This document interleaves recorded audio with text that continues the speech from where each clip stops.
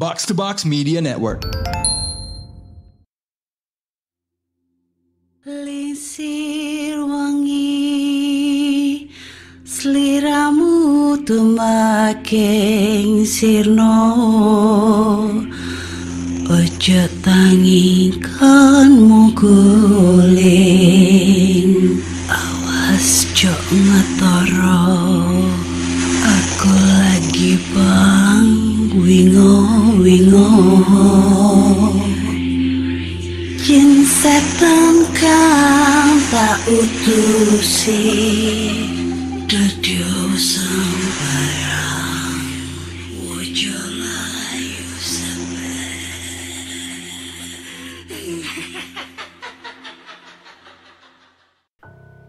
Hai Re, iya apa kabare? Ketemu lagi dengan aku si Ana di podcast kisah horor. Dan kita bertemu di episode 304. Dan di episode kali ini akan bacakan cerita horor ataupun email berhantu yang sudah dikirimkan teman-teman melalui podcast kisah horor@gmail.com atau di Instagram podcast kisah horor serta Google Form yang tersedia di bio Instagram podcast kisah horor. Gue lagi happy nih. Tahu gak kenapa? Anjay. Jadi barusan kan gue baru pulang habis ini ya. Ngedriver Shopee Food tuh. Nah, ya Allah, aku harus terharu atau gimana? Terus aku tuh buka Saweria iseng-iseng gitu. Gak taunya ada duit masuk 500.000 dong. Ya Allah, itu dari Kak Jesly nih. Kak Jesly, thank you banget ya, makasih banyak. Ya Allah, banyak banget 500.000 Kak. Semoga dilancarkan rezekinya ya.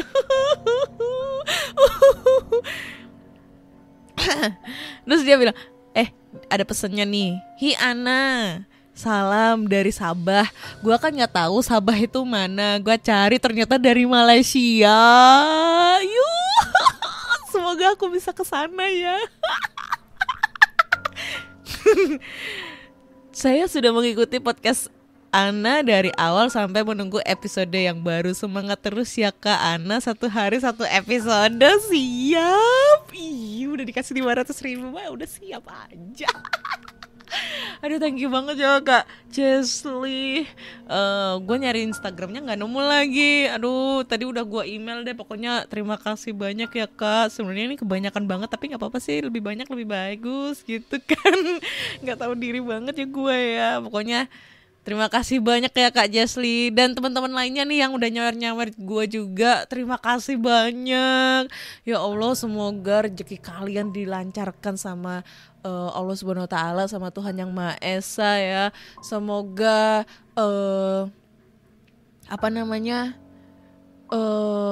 ya kalian bisa terus berbagi, nyawer-nyawer aku terus.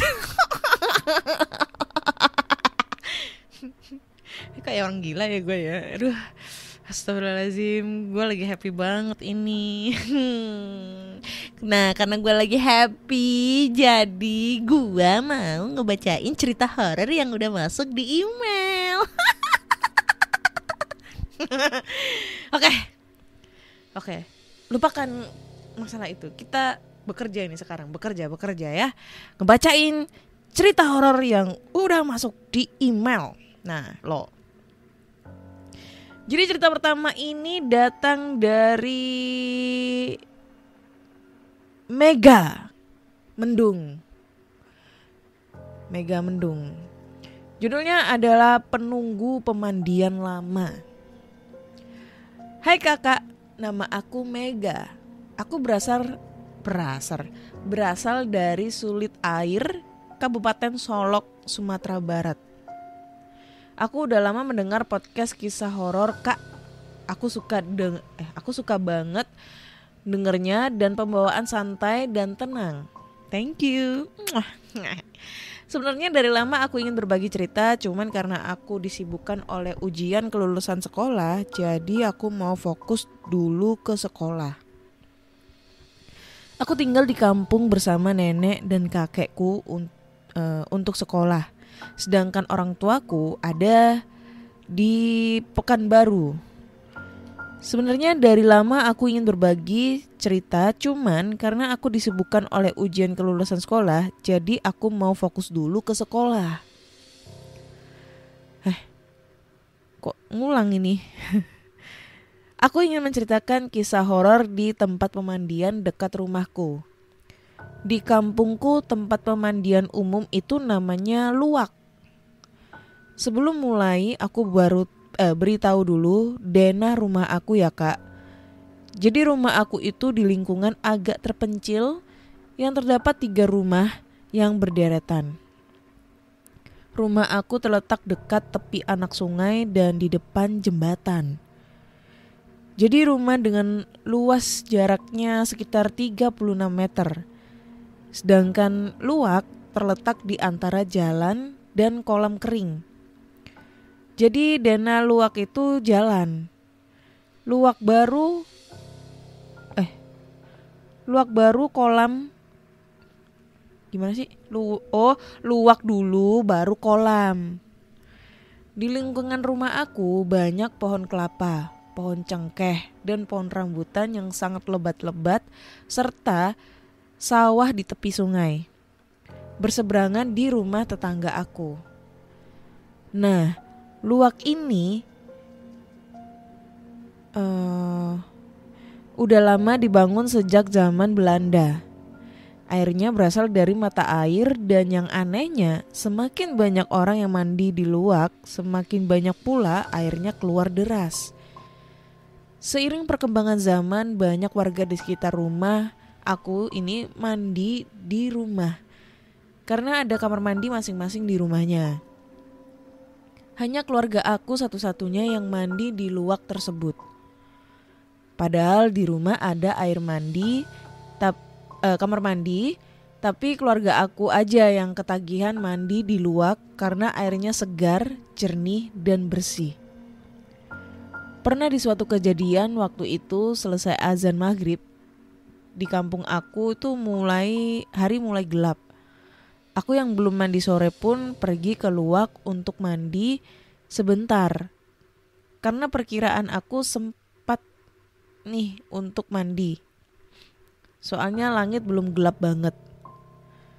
Sekitar 9 menit aku mandi, ada yang melempari aku pakai bunga kelapa kering. Nah, di situ aku mulai menghentikan aktivitasku dan melihat sekeliling luwak. Nggak ada siapa-siapa. Di luwak hanya aku seorang diri. Aku pun berpositif thinking, siapa tahu tuh bunga jatuh karena tupai atau burung. Jadi aku lanjut aktivitasku yang sebelumnya tertunda. Setelah beberapa menit kemudian, aku pun dilempari lagi sampai lebih dari 7 kali. Nah, di situ aku mulai curiga. Sehingga aku mulai menyudahi aktivitasku dan saat ingin mengambil sandal aku melihat ada kaki di sampingku. Kakinya pucat, tulangnya jelas, dan kuku kaki yang panjang hitam serta dipenuhi lumpur basah. Aku langsung melihat ke samping tapi nggak ada seseorang di sampingku. Serta jejak lumpur pun tak dapat aku temukan. Aku pun lari terbirit-birit menuju rumah. Sejak saat itu aku tidak berani mandi maghrib-maghrib di sana. Beberapa bulan kemudian aku mengikuti kegiatan badminton menggunakan Honda. Motor maksudnya ya. Setelah selesai main, kami pun pulang tapi aku diturunkan di jalan besar. Dikarenakan kawan takut melewati jalan samping luwak. Terpaksa aku berjalan menunduk pura-pura main HP menuju rumah ditemani satu lampu jalan yang mulai redup. Dan setelah sampai di jalan samping luwak, aku pun berhenti karena merasa diperhatikan. Aku angkat pandanganku melihat ke samping luwak dan di situ aku kaget melihat sosok wanita yang menggunakan baju putih kusut dan penuh lumpur. Dengan lidah panjang seperti ular menjulur ke bawah. Mata merah melotot, rambut panjang, kusut dan mengembang. Kaki dalam keadaan melayang. serta wajah yang hancur sebelah diiringi bau yang sangat menyengat masuk ke dalam hidungku. Seketika badanku panas dingin disertai merinding saat melihatnya. Selang beberapa detik aku melihatnya dengan jelas, aku pun berteriak sekencang-kencangnya sehingga membangunkan penghuni ketiga rumah. Mereka terkejut dan pergi keluar untuk melihat apa yang terjadi di luar. Mereka melihat keadaanku yang telah pucat pasi disertai keringat dingin dan membasahi badanku.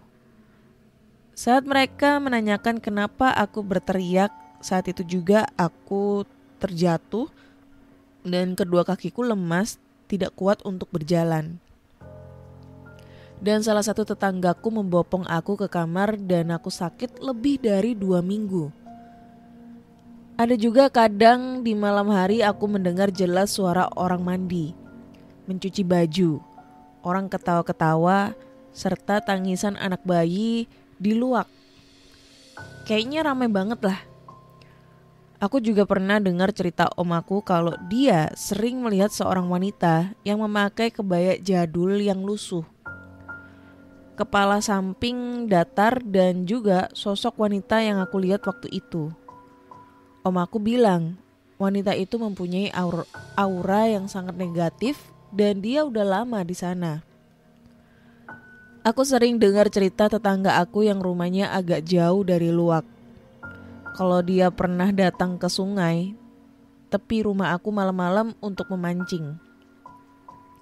Saat melewati jalan samping luak tersebut, ia melihat sosok anak laki-laki sekitar umur 8 tahun dengan tubuh kurus kering, memakai baju kaos besar sobek-sobek tanpa celana, mata besar, serta ada beberapa luka di wajah, tangan dan kaki.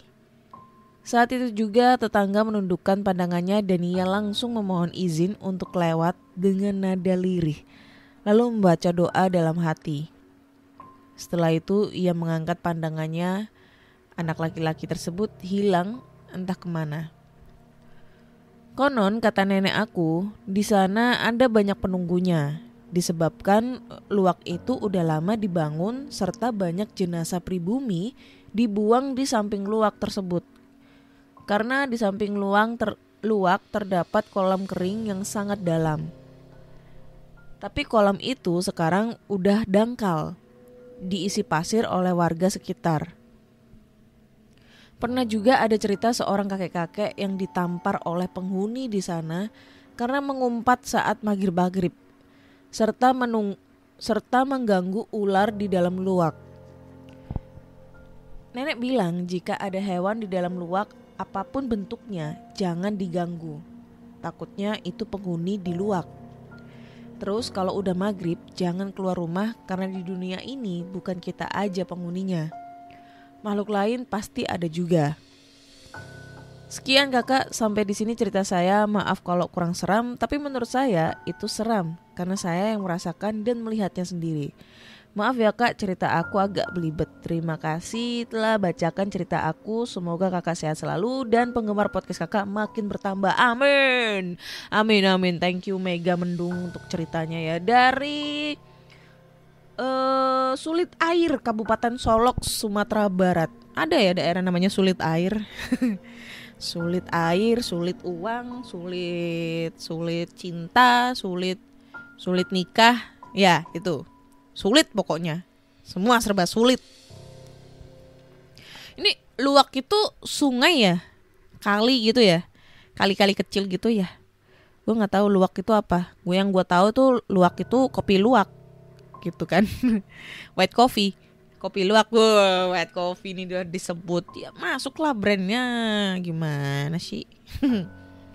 Nah itu sungai. Ini ya kalau cerita horor di sungai itu, wah gue juga tidak bisa memungkiri banyak sekali pendengar podcast kisah horor itu yang mengirim ceritanya tentang cerita horor di sungai.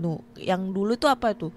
Yang lihat sosok wanita di batunya itu ada di sungai. Nah itu apa segala macam. Dan gue juga pernah ada cerita pengalaman horor saudaraku waktu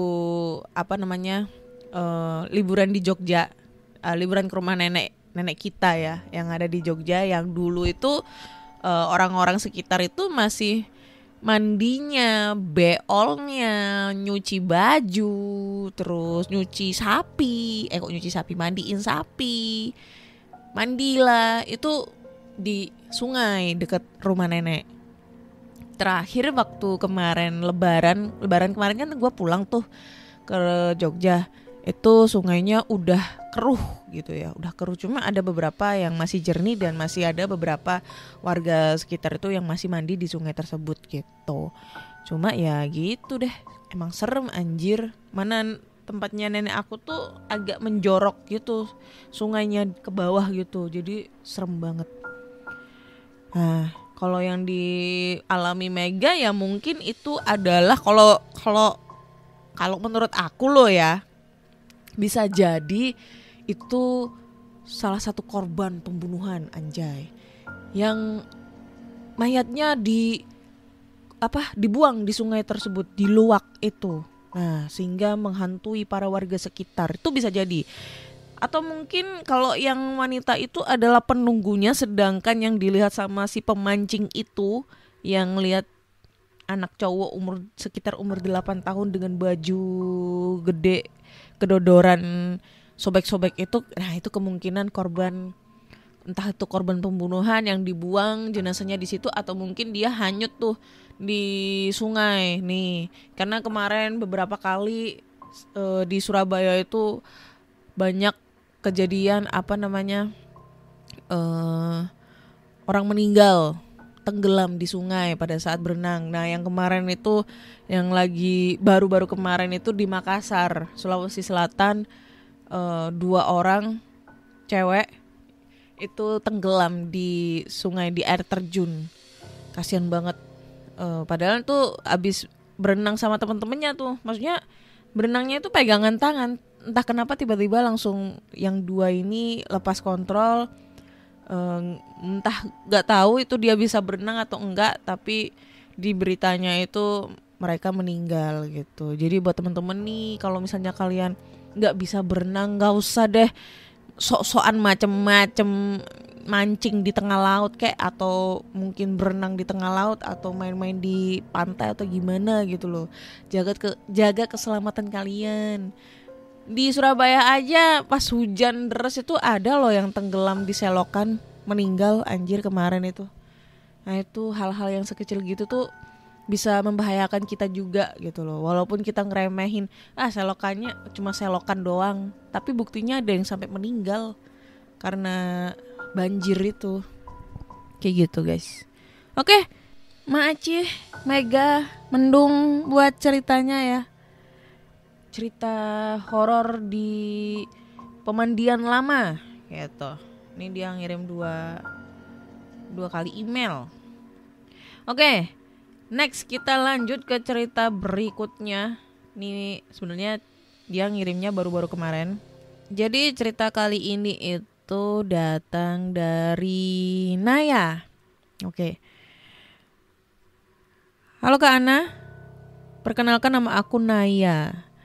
Ini kisah saya di tahun 2013 silam. Karena keadaan ekonomi yang kurang baik-baik saja waktu itu, saya memutuskan untuk kerja di Pulau Kalimantan sebagai tukang masak di sebuah warung kepunyaan orang Jawa. Setelah lebih dari 1 hari perjalanan, akhirnya sore hari saya sampai di tempat tujuan di Kecamatan Es, Kalimantan Selatan. Setibanya di warung makan tempat nantinya saya akan bekerja, bos menunjukkan sebuah rumah yang berjarak 30 meter dari warung. Rumah yang berukuran 6 kali 6 meter sebagai tempat masak dan tempat tidur saya.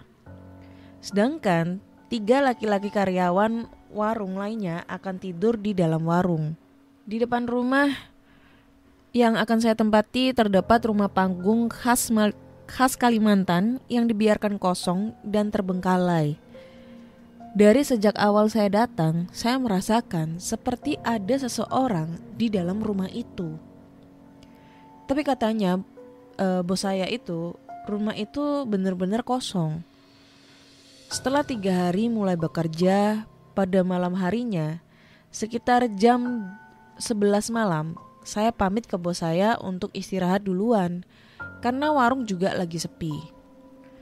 Sesampainya di dalam rumah sebelah warung, karena saking capeknya, saya langsung tertidur. Sedang nyenyak-nyenyaknya tidur, tiba-tiba lutut saya ada yang menepuk-nepuk, seperti membangunkan saya. Entah berapa kali tepukan, soalnya posisi saya lagi ngantuk berat, sulit mau membuka mata. Lama-lama saya pikir mungkin bos saya yang membangunkan saya karena ada perlu. Saya mulai membuka mata dan melihat siapa yang sudah menepuk-nepuk lutut saya. Dan pas saya membuka mata, yang saya lihat hanyalah pergelangan tangan yang masih ada darah merayap mendekati pintu keluar rumah. Menjerit pun saya. Saya merasa tidak bisa bergerak, hanya berdiam diri dan terus menatap kemana arahnya pergelangan tangan itu. Penggalan pergelangan tangan itu. Jadi tangan doang gitu. Setelah hilang di balik pintu, tubuh saya baru bisa bergerak. Dan cepat-cepat saya coba mengintip di sela-sela pintu yang terbuat dari papan. Dan ternyata pergelangan tangan itu merayap masuk ke dalam rumah kosong. Mungkin karena saya orang baru, dia ingin menunjukkan bahwa dia ada di rumah kosong itu. Oke, sekian ceritanya. Wajir, serem ya. Ditepuk-tepuk cuma tangan doang, pergelangan tangan doang. Terus habis itu dia jalan klitik pakai jarinya. Anjir, bisa kebayang. Mana ada darahnya lagi. Kalimantan, sejuta mistis berada di Kalimantan. Aduh, lumayan serem sih ini. Gue sampai bisa kayak pada saat gue ngebaca itu kayak langsung terbayang, visualisasi gitu adegannya kayak gimana, dan itu serem banget aja. Itu baru tangannya, belum nanti kalau ngelihat kepalanya, matanya, badannya, kakinya.